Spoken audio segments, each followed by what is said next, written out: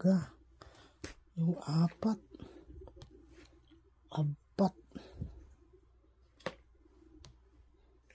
Yun, ang last, ang 5.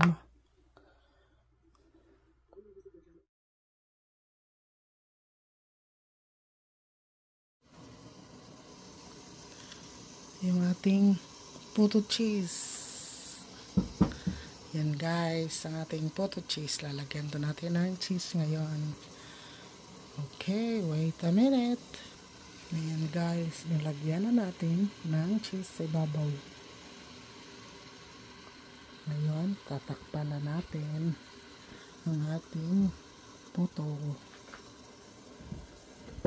Pang last na salang ngayon guys, kasi meron akong naluto. Ito. Yan. Tunaw-tunaw niya talaga yung cheese niya. See? Yan ang ating puto cheese. Bukaka talaga siya.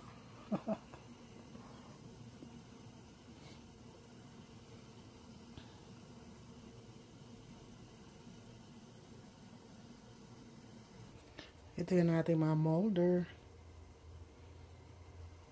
Patapos na tayo. Nalinis na yung iba. Ito yung ating unang naluto kanina guys. Yan. Yung iba kinain ko na. Diba? Yan ang ating puto cheese. Sabi nila gagawa daw ako dahil mag-order daw sila. Let's try it.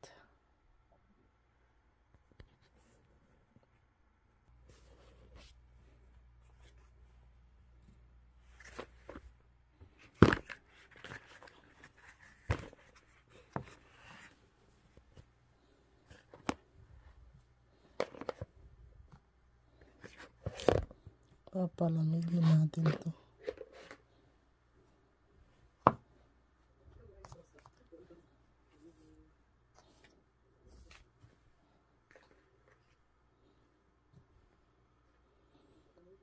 Mag-enjoy si Habi sa pagkakain nito mamaya.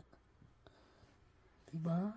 Yan, marami na. Meron pa doon. Pero konti na lang yun. Ang ating chicken feet. Ang ating fried chicken na ulam kanina.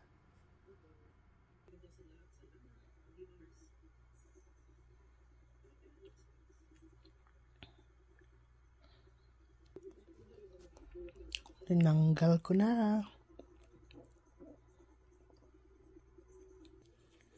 Makain nga ako guys. Lami siya.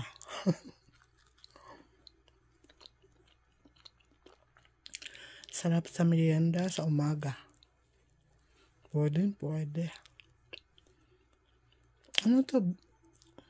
Giniling na bigas. Lagyan ko ng milk. 2 cup. 1 cup na cocoa sugar.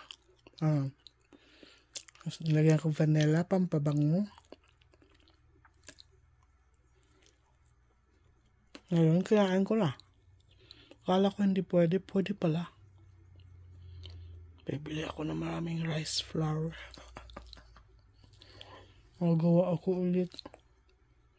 Gustong gusto ni Happy to.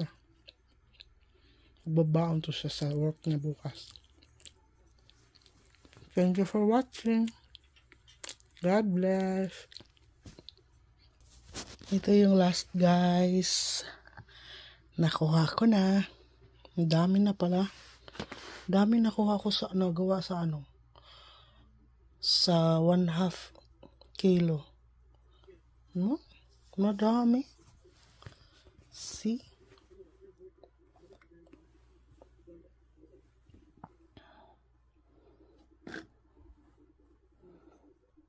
Orong-orong na lang natin.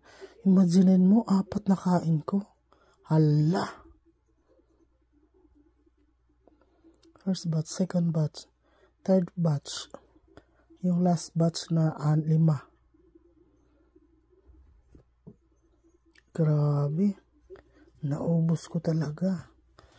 Yung 4.